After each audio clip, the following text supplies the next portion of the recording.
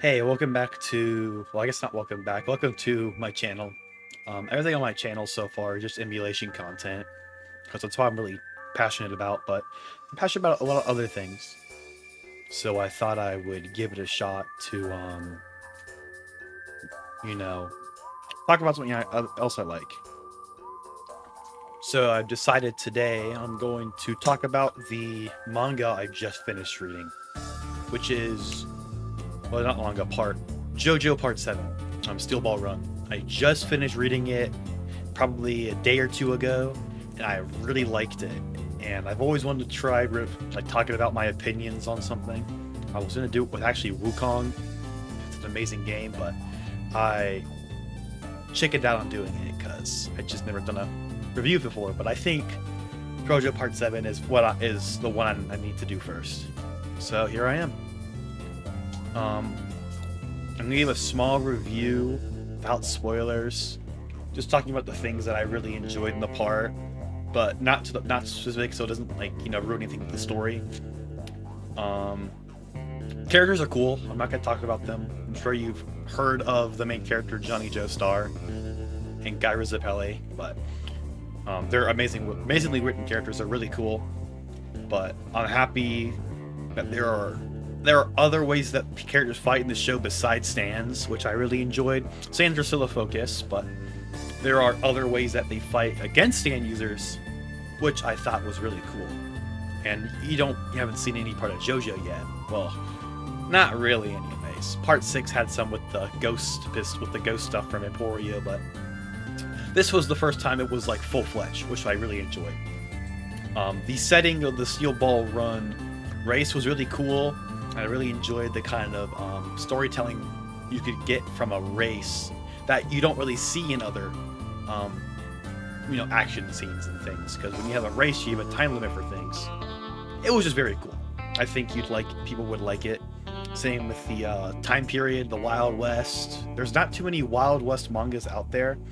I can't even think of any off the top of my head that are like truly in that kind of time period.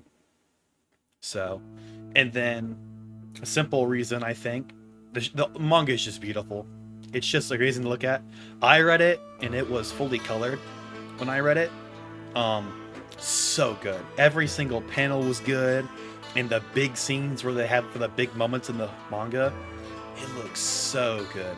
Colors are amazing. The detail in the faces.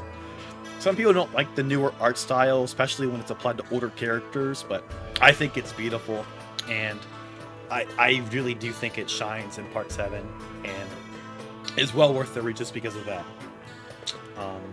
Alright, and after this point, I'm going to be getting to my full opinion on the story, spoilers and all. So, I first want to talk about the characters in the show. We'll start with the main character himself, Johnny Joestar. Johnny Joestar is a JoJo. I'm sure you can tell by the name and the last name. But he is so different from every JoJo before him.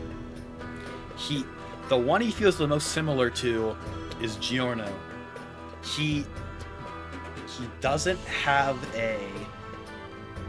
how do I word this? A strong sense of justice. He knows what's right and what's wrong, but he's different from the other JoJos besides Giorno, that he doesn't mind stretching its boundaries to get farther ahead. Even more so than Giorno, I would say. He is just different. And I'm gonna do a spoiler right here for Hunter x Hunter, because he's what he thinks me of. Hunter x Hunter Chimera Ant arc. I'll put a little thing on the screen so you can see it as well, and I'll let you guys know when I quit talking about the spoiler. So pause the video now. In Hunter x Hunter, in part, I guess I'm on the part, in the part with the Chimera Ants, the scene where Gon, it has Neferpito try to fix Kite because they killed Kite, and Neferpito ends up saying that he can't fix him. And Gon gets so incredibly mad and he believes that Neferpito has to die. There is no other way around it for killing Kite. So his sense of justice is strong. He's a young kid. He's very immature. and that immaturity is what makes him such a scary main character. Instead of just fighting if he needs to kill Neferpito, he sacrifices his entire life's energy to power himself up to ensure he can kill Neferpito, and doing so sacrifices his arm and just his entire life just to kill Neferpito. It's a strong sense, immature sense of power that you don't see in characters too often, but Johnny Joestar actually exhibits that trait of the immature justice in a way, with him stating on the panel, put it on screen, he talks about if people get in his way that he has no issue shooting them down. And then it has the glare in his eye, and it actually concerns Gyro because he's like, whoa, we're not trying to kill people, we're not monsters. And it's very unique, and I wish more shows kind of did that design choice of our main character, because it's really different. And I just like to see it. The next character I'm going to talk about, Gyro Zappelli. Everyone loves Gyro, and for great reason. He's such a cool character. He has a cool design. He has a cool backstory.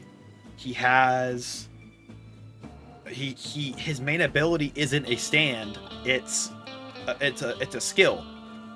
It's steel balls. He can throw and spin steel balls in a way that can damage opponents. It's super cool. I'm gonna say refreshing. Saying that makes me sound like that the older parts felt bad because they only had stands, which is not true at all. It's not refreshing, it's just cool to see a different ability used for combat in the show. And I really was happy to see it. And it wasn't just a 1 or 2 time thing before they developed stands. It was used consistently through the entire show, which I really enjoyed. Yeah, it was cool. It was a cool, super cool backstory. He's such an important character. He's basically Johnny's father figure because he never really truly had one. And watching them, interact with one another, it feels in some parts it's like an older brother Gyro and a younger brother Johnny kind of relationship. But other times Gyro feels more like a father figure, and it's a very cool dynamic, and I really enjoy it. And Gyro's just a cool character. He has comedy scenes with his funny jokes and things that he thinks up on the trip, and then they'll have unique conversations and things. He's just such a cool character, and I can't lie to you. When Gyro ended up dying in the manga, I definitely had a few tears for my eyes. It was so sad to see him go. Such a cool character, but I think his death is what was needed. Next is Lucy Steele. Lucy Steele, super cool character.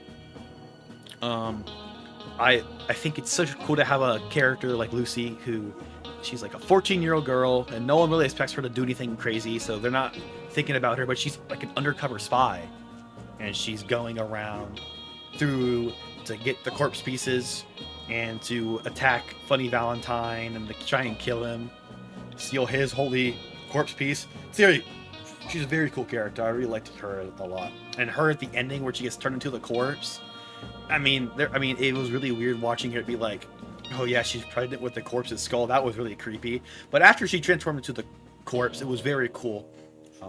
And it was really unique. I was really happy to see a really super cool take on a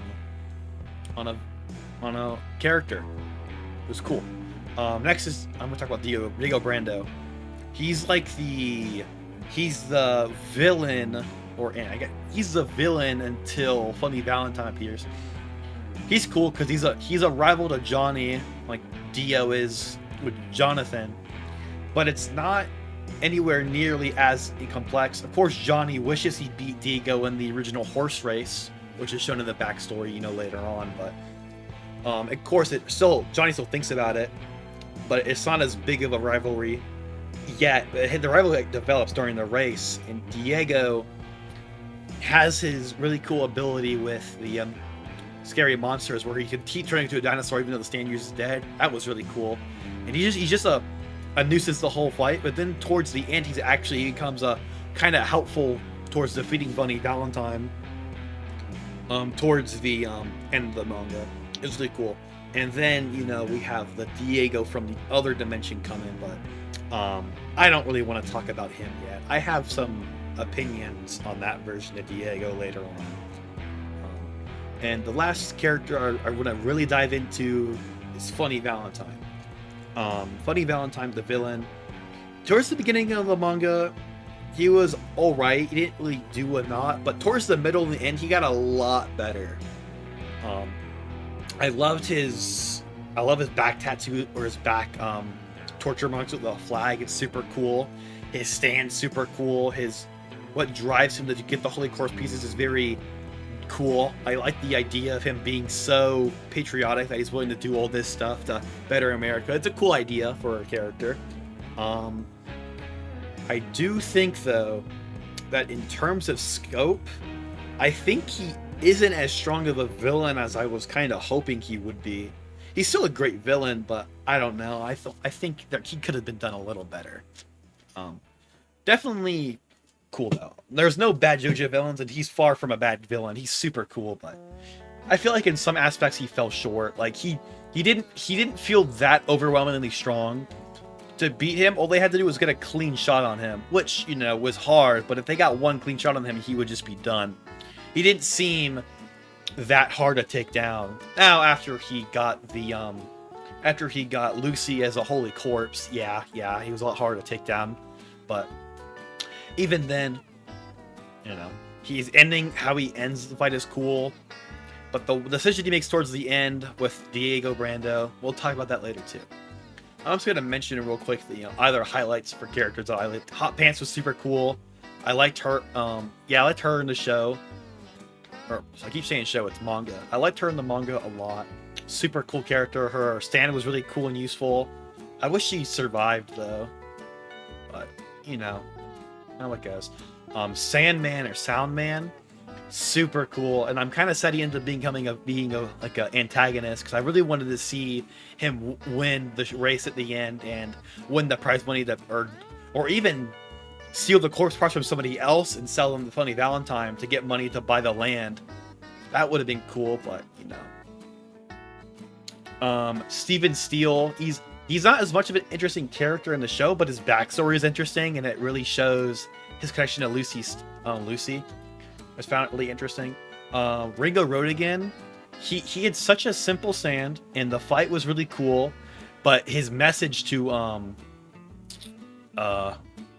Gyro about the manhood and thing just kept coming back up in the story, and it was really cool seeing him think back to Ringo throughout the story. It was just a unique interaction. I really liked him a lot. Really cool stand too. You have to duel him. And then last, Weka Pipo. Weka Pipo was very cool, and I loved that there was a foil to Gyro with a guy who also uses the steel balls, but it's a different way of using them, and they do different things. It was very cool. I liked him a lot, and he became a good guy at the end too, which I really enjoyed. Super cool character. All right, the setting and the goals of the characters. The race was cool. I love the setting for the race. Like I said, you can add it adds like a time limit to get the things, and you can see how the characters react around the time limit, because they want to get the things done for the corpse. They also want to win the race for the money, and also to keep getting the corpse parts without being kind of tracked by the government for like being weird. They have to stay in the race. They drop out and they're still over there looking for the corpse parts. It looks suspicious. So that was cool. Then the corpse parts are just such an interesting idea, especially because in their multiverse, there's the only one universe that has the corpse parts.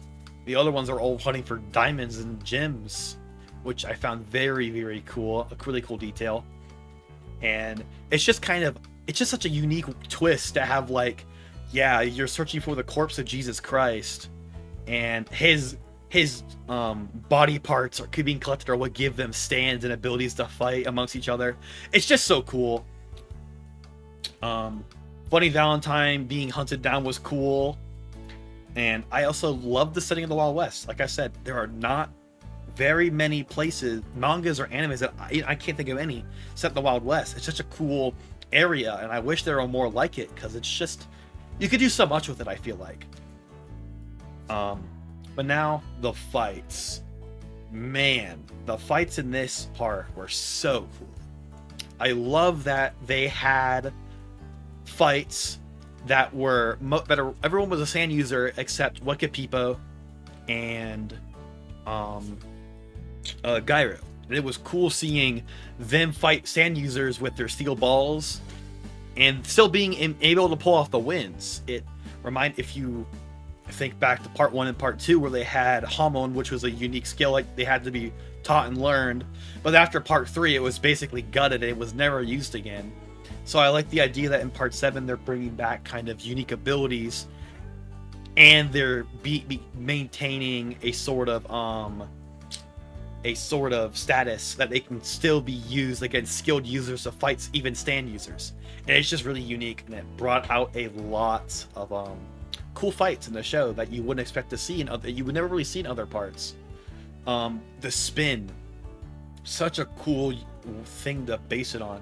They kind of teased the spin in part 6 with how Jolene uses the spins to keep herself healed after being hit from Sea Moon, and then how the Earth is constantly spinning so fast that it creates a whole new universe.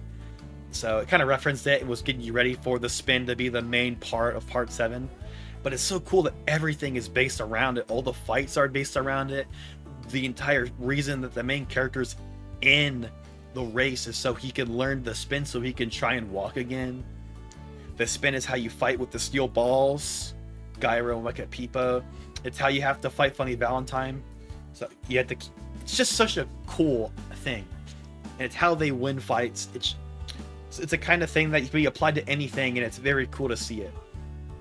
But there's fights like the stand user, the assassin with the stand that can make explosives and out of anything, even the air and water, and they would just explode and impact. That was super cool. The road, I can't remember his McQueen where he could turn into a rope and extend himself. Such a simple stand, but it's really cool. I liked him a lot. His fight with the people who controlled metal, that was cool. And now we'll get to, well, I guess Sound Man with the sounds that like I did attacks and stuff. That was super cool too. But we'll jump to the Funny Valentine fight. The Funny Valentine fight was really cool. The introduction of his stand and how it worked, where he kept switching between the two worlds to have both people think they shot Johnny Joestar, even though they didn't mean to. And then it ended up actually being Funny Valentine who did it. And in the fight where they had to slowly figure out how he's moving around them and stuff with the jumping between dimensions, such a cool idea for a stand. And then after they figure it out, they try to get him. He gets on the train, and then he dumps off Hot Pants and Diego from a different dimension, hoping they come in contact and kill each other. Such a cool thing. And then the end fight where they're close to the ocean, and then Funny Valentine gets attacked by Gyro in the ear, and he doesn't realize it. And then right before Gyro's about to hit him again, he realizes it and sees what it is. And then he kills Gyro. God, that scene was so sad. And then Johnny sitting there watching him fall, thinking about all the entirety of the run up to that point and how it led to this moment. It was so sad, man. But then he activates Tusk Act 4 and hits him with the infinite spin.